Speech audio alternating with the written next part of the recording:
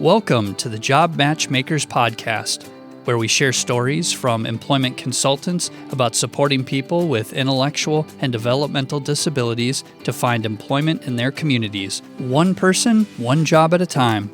This podcast is produced by the Minnesota Transformation Initiative, a technical assistance center focused on expanding capacity for competitive integrated employment across Minnesota. We are your hosts, Sherry Healy and Brian Bajan, and we work at the Institute on Community Integration at the University of Minnesota. Thanks for joining us.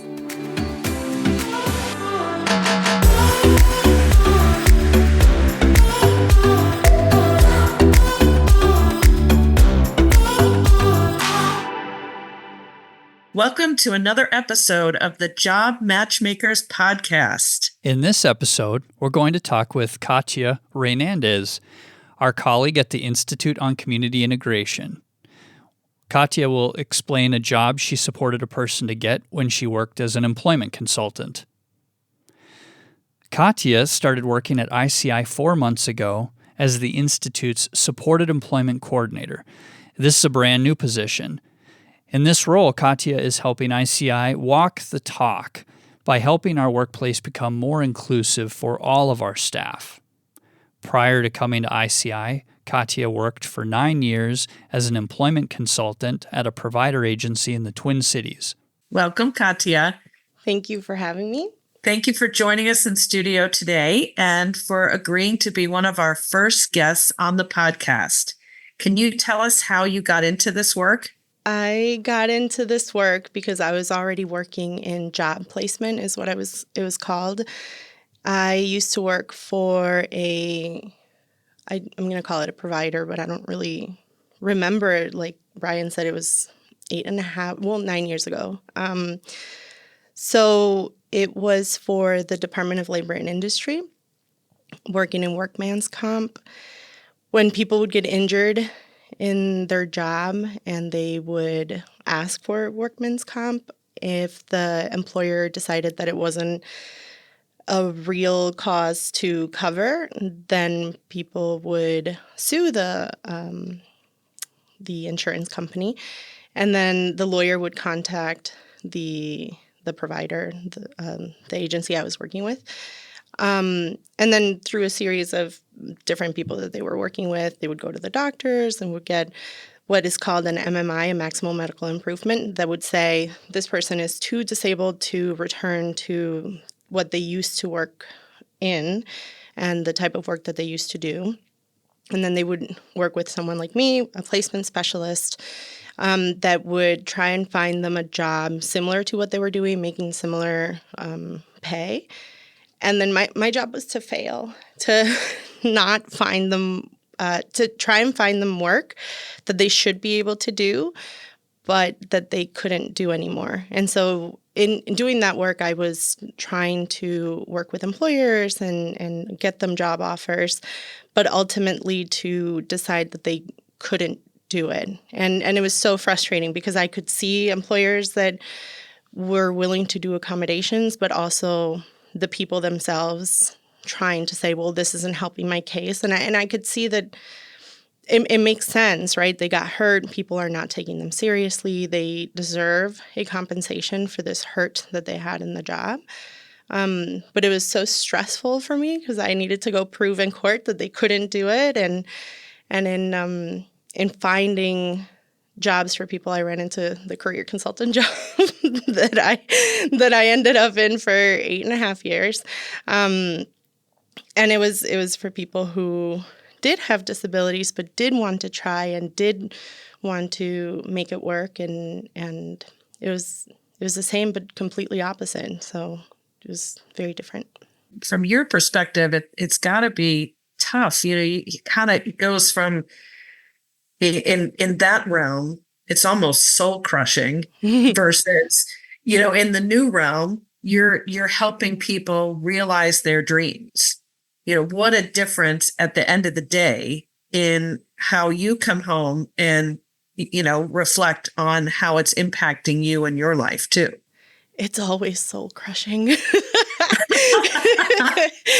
I think Spoiler alert, it's not always sunshine and rainbows. no, because you're always doing what the person wants, right? And sometimes you want it more than the other person. And so that was a joke. It's not always soul crushing. But I think, you all asked me to think of a story. And part of the story that I'm going to share, it's a pretty cool story. It's one of my favorite ones. But part of it is also me thinking about how much I wanted something that is not the path that he chose. But then it ultimately ended up being better for him. So there's a lot of stress that goes into wanting something for someone who might not want it for themselves, right? Right. So yeah, no, I get what you're saying. You're absolutely right. This was a very stressful job that I had in the past where I can see how this could be positive, but my job inherently was to not be positive. And Right. now the job I had as a career consultant, working with people with disabilities, the whole point was to discover, was to land somewhere better. And that was the idea when we first would do the intake. It not always turned out to be that way, but that was where everybody started. Right. What a difference. And so Sherry and I are excited, and our listeners, of course, are excited to hear about this customized job.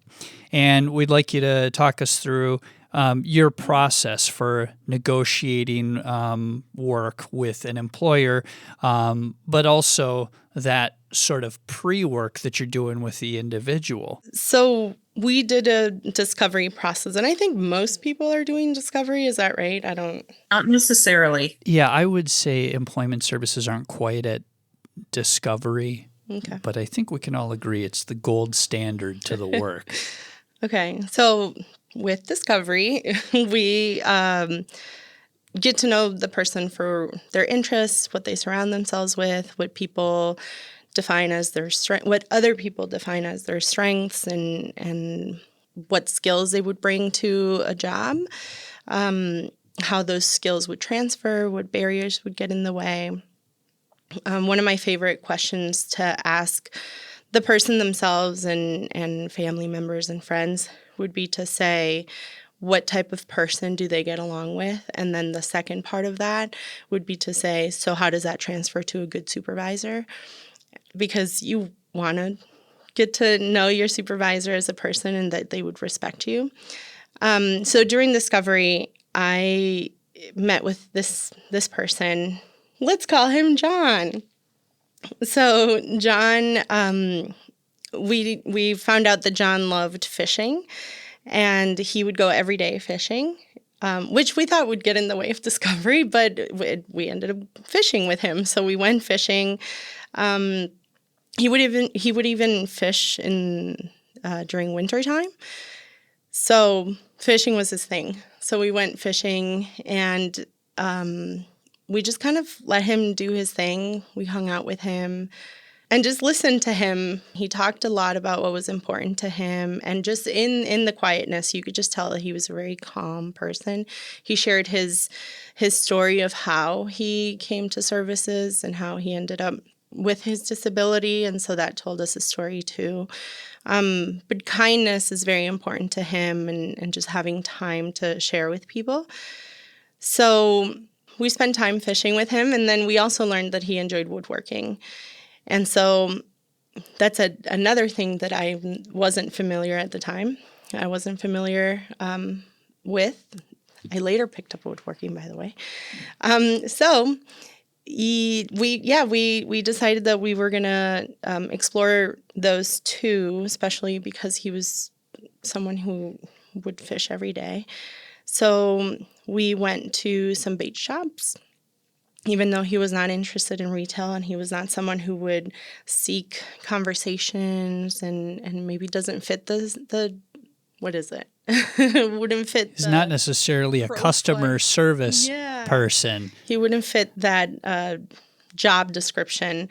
In discovery, you don't seek out the job description and you fit the person. You just kind of seek the interests.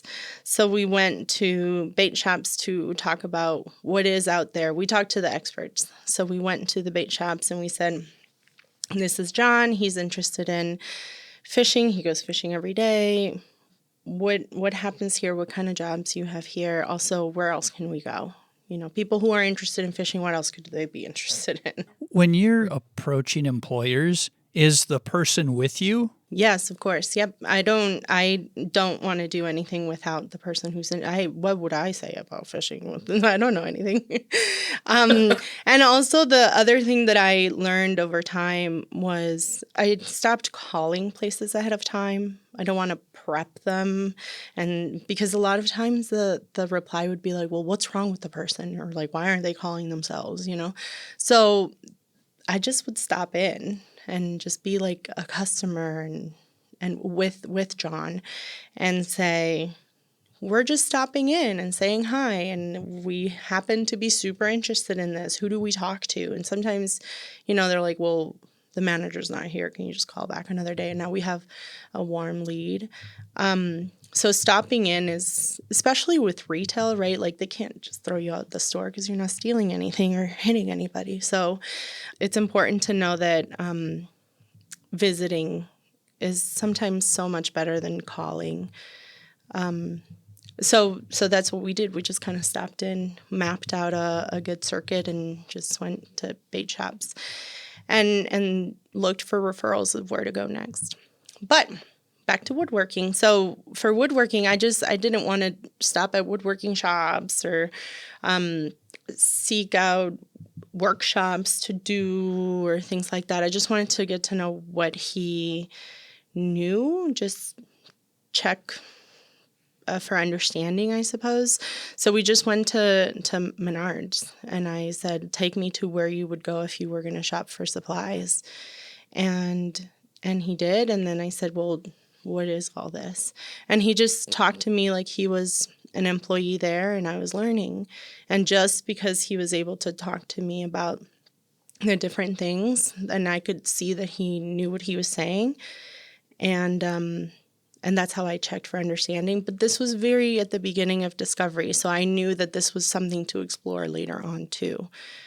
Because you sometimes have customers that are like, yeah, I cook. And then when you are like, perfect, this person loves to cook, you find out that just means putting frozen dinners in the microwave, right? So you have to kind of check for understanding before you jump into like, this person loves cooking.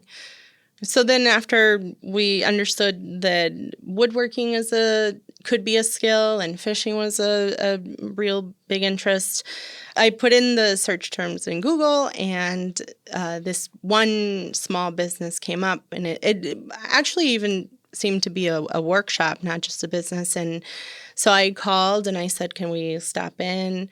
And there was some hesitation because immediately the answer is, we don't have a job.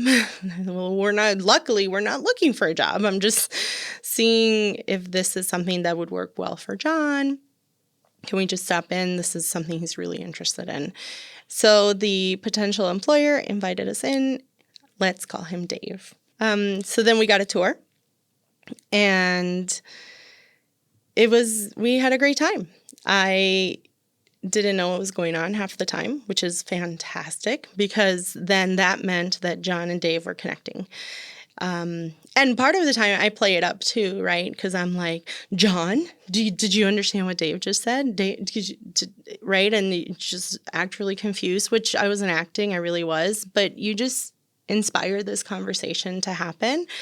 And my part is just really to be excited and be there and look at them talking and then be invisible when they're talking. And we got a tour. What this place does is they make lures, and they are like a foot long, because who knew that fish were that big? They're mostly for muskies. That's a fish. That is. To be clear, to help people find jobs, one does not have to be an expert on every job that's out there. No, but I really, I am a smart person, but fishing, do not wish to understand that. I just like eating fish. Muskies are large, and they wanted to break the record for the largest muskie caught with their bait. So you found you and John found a business that combined fishing with woodworking. Yes. It sounds to me like there's something to this customized employment and discovery process. Yes, right? There's something out there. And it was great because it has to do with fishing. And so we did the workshop tour. And then we talked to Dave about how this is fantastic. This combines his interests and his skills. It seems like you have a goal and you're shooting for it and you're really ramping up production. Is there something here that you might benefit from? Because there's a lot of benefits here for John. And that's the part where career consultants, employment consultants jump in and get uncomfortable working on people's behalf, right?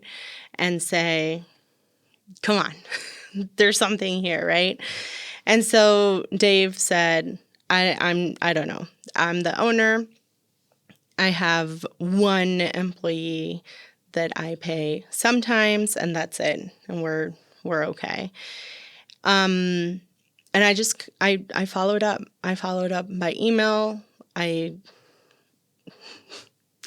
followed up by email. I followed up again, and until they say no, it's a maybe, right? So you just, okay, when can I follow up again? And it was just a couple of weeks, and then he said maybe there's something here. Maybe I could do a contracting work, and I was like, perfect, let's do this. And I said, John, you have a job. As a contractor, we've done contracting work before with musicians. We help them with the taxes. I didn't know what I was talking about, but I knew that there was an employment consultant who knew how to do that when they support the job. So I was like, we know how to do it. It's going to be great. Let's do it. You take the job and we move forward and you get started. And John was like, no, I want to be an hourly employee. And I was like, no, no, you don't. Are you sure? Yeah, no, that's not what you want. You're going to lose this job. You've barely got this job. See, this is when it pops back into like, I wanted something and he wanted something different. But I got the job, right? That's sarcasm if you're not getting this on them. Oh, man. And it was, please take it. And but then I presented the scenario to him. Would you rather lose this position and get an hourly job somewhere else? You just have to lay it out there, because that's how I was thinking it was going to work. And he said, right. Yeah. And I was like, okay, well, this is a decision you make. And so then I went back to Dave and he said, I can't do that. And I said, why not? And he said, the finances. And I was like, So then I Googled and found the work incentive. No, what is it?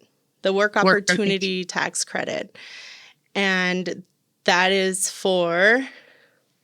it's an incentive. It's an incentive. I think it's from the federal program that helps people who have been chronically unemployed or fit certain categories that are about to be employed, and gives incentives to employers. And he fit into one of the categories. And I said to Dave, I sent it to him and I said, there's this incentive. You are a small business. Check it out. It might work out if you offer hourly wages. This might work out. He's like, let me send it to my accountant. He came back with a job offer and it was amazing. I thought it was amazing. I presented it to John and he was like, well, that's not the minimum wage in St. Paul. I was like, no, you're right, but I don't like it. I don't like that you're right. You just take it. I'm like over here trying to break the law. And then I went back to Dave and I was like, please, can you you have to offer minimum or more. And then now he has a job. It was great. But I was ready to accept 2 different job offers for John that John said no. And then I had to go against my wishes, the most important ones, and go to Dave and say, this is not what John would like. This is what is most important, and it worked, right? He accepted the job that he wanted, and he was ready to not accept the job, which is also important. We can't convince people to do things they don't want to do because it won't last, right? He would have been working a job that he didn't think he was getting paid enough. I mean, he might have left in a month or two or whatever. So, Katya, there's a couple of things there that just really stick out for me. And one is your role as facilitator. You weren't speaking on his behalf. He was along, going along with you. You were really just providing an opportunity for that relationship to begin and to grow. And then you got out of the way and let them, build that relationship. And that's such an important role, I think, that, as employment consultants, we have to really work at, stepping back and, sort of allowing for that relationship to grow, because that's the important and ongoing relationship. And the other thing that really connects with me is the persistence, the fact that you didn't give up. You kept reaching back and, being respectful about it, only doing it every couple of weeks or, just every, you weren't hounding the guy, but you were, but you kept up with it and kept going and kept changing. When he came back with something that didn't work for John, again, you're in that facilitator role, which can be really frustrating, especially when you see how great a fit this can be and you really, really want it to work. But, being able to, to meet their needs. So in the end, you did the research that needed to be done to find a creative solution so that it could be a win-win for both John and for Dave. And to me, it's such a great story because you used all of those skills to create a success for this individual. It's really amazing. Thank you. I think the credit really goes to both of them, because I think also when you were saying that I got out of the way, I'm also realizing how much I was involved in. It was really me in the middle of that negotiation, but I forgot to point out that John asked for that. He felt uncomfortable talking about money. He didn't want to be in the middle of going back and forth with Dave. And I think it speaks to his character that he does want to remain calm and have that kindness. And I think it was an uncomfortable situation. So he felt better with me as a mediator, I suppose. Awesome. A couple of takeaways that I heard in there, Katya, is that employment consultants do a lot of research, need to be resourceful, going out there into the communities and finding jobs that you might not be familiar with, because as an employment consultant, I don't fish and I don't know anything about woodworking, so I have no idea. And then also relying on your coworkers, because I think you'd said it was one of your coworkers who told you about this small business tax incentive for hiring. Was it a coworker who told you about that, or you discovered that? Yeah, what I did know was that we do help people when they are contractors. What's that called when you're a independent contractors? So we do help people who are independent contractors with figuring out how to report taxes and how to pay for taxes. So I was confident in telling John, we know how to do that, even though I had no idea how to do it. I knew that we could help him with that if that was the reason why he was saying no to that job offer. Got it. Utilizing your network and leaning on coworkers. And then also back to the research part, when John was like, no, I want to be directly hired. I don't want to be a contractor. What a nightmare. Then you you put your researcher hat back on and you were like, I'm going to see what sort of incentives are out there. Yeah, I would call that the panic hat, but yeah. Yeah. But that work opportunity tax credit is, it's really a great incentive, and we don't talk about it all that much. But there are larger employers really utilize this tax credit. Like they know they've embedded it into their hiring process. But small employers are really not aware of it, and so, if we can, as employment consultants, provide that information to employers, that can make the difference. And in fact, in this case, it did make the difference between John being hired and not being hired. Yeah, because, everybody fills it out, right? It's part of the thing that you have to fill out as from your I-9 or whatever. But we don't know that it can provide an incentive if you fit certain categories. Is like if you receive SNAP benefits, or if you've been incarcerated or unemployed chronically, or SSI. What else? Housing benefits. Yeah. So disaffected workers, employers can get tax credit for all those different categories. And the other thing is you can fit into more than one category. So if you're a person with a disability who also receives SNAP benefits, that's two categories. It gives the employer an additional incentive. And it's not required to be filled out, but the larger employers make it part of the process. So they make sure that they get those incentives for the people that they hire. So it's a really great tool in the toolkit. Nice. So Katya, do you know where John is now? Did it all work out beautifully and John just continued on? Well, I called my friend, the employment consultant, because I knew I was going to be telling this story. And she said that they're great. And they broke the muskie record, 58 inches with their bait. No, their lure. What is it, a bait or a lure? It's a lure. I think bait is when it's live and lure is when it's you put not. the bait on, right? Okay. He's crazy. It's definitely not live because it's made of wood. Yeah. Sure. Primes it, sands it, drills holes in it, hangs it to dry.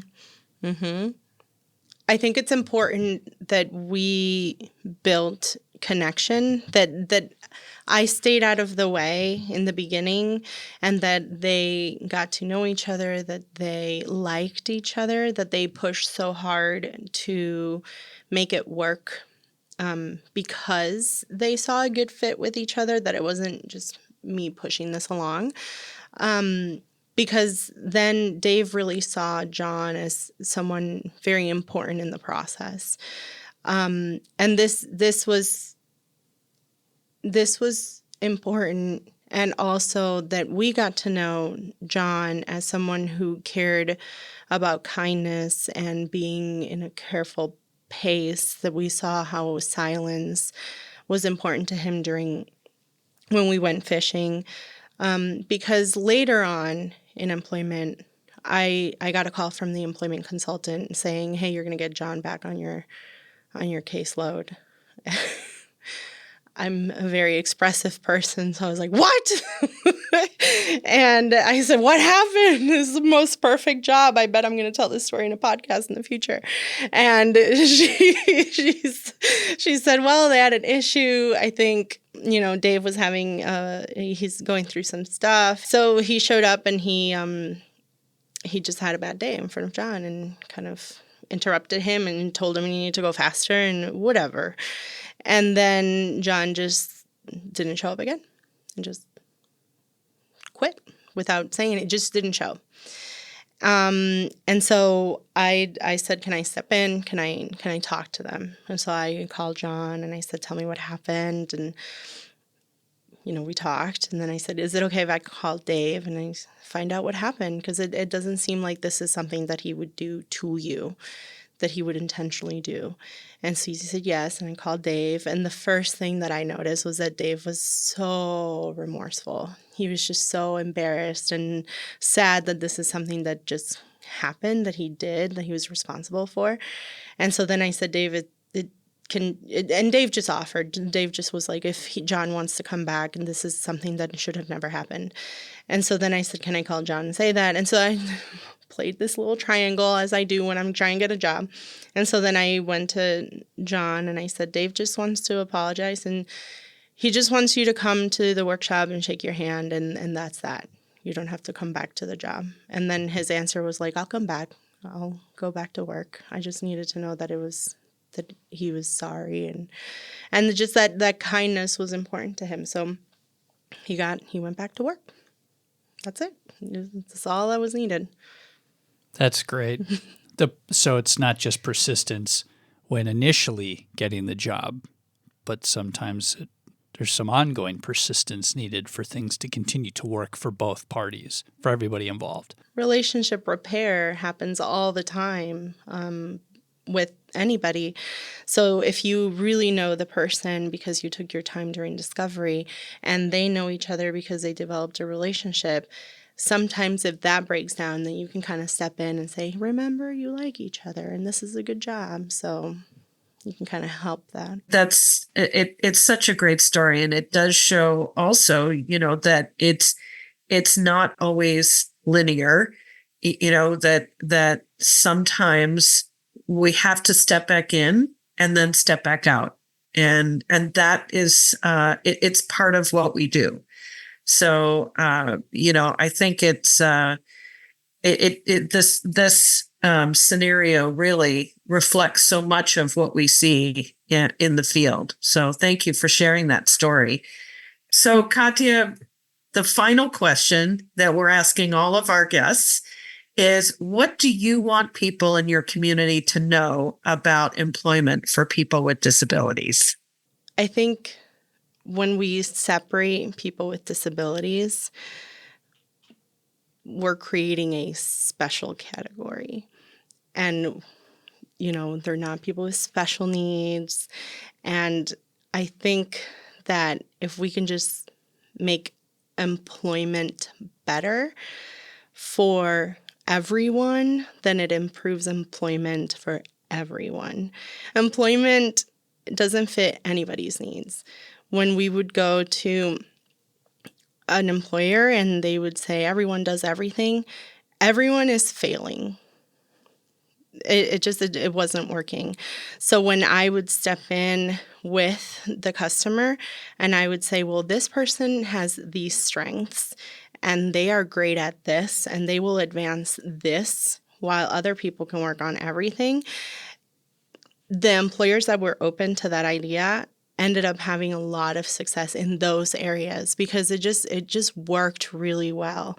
So if we can just influence a little bit at a time that people have great strengths, kind of like you said, I'm not good at fishing, so don't put me out there to get people food out in the ocean. If we can create these strengths, it just makes it better for everyone. So I think that if we focus less on employment for people with disabilities and we focus more on, there are people out there, including the people we work with, that are really strong in their skills and their interests and are excited, we need to show up. We need to present the options. They get to have those choices. We need to honor those choices and push forward. They are determined, and we need to show up. We need to not give up on making those connections possible with them. Well said. All right. Thank you, Katya, for joining us today and sharing some of your experiences doing the work. Thank you for having me. And thank you, listeners, for tuning into this podcast. We hope you join us next time to hear another compelling story of one person finding one job in the community. Take care, everyone. Thank you for joining us for the Job Matchmakers podcast, funded by the Minnesota Department of Human Services. This podcast is a partnership between the University of Minnesota's Institute on Community Integration and UMass Boston's Institute for Community Inclusion. For more information on the Minnesota Transformation Initiative, visit our website, linked in the show notes. We're glad you joined us, and we'll see you next time.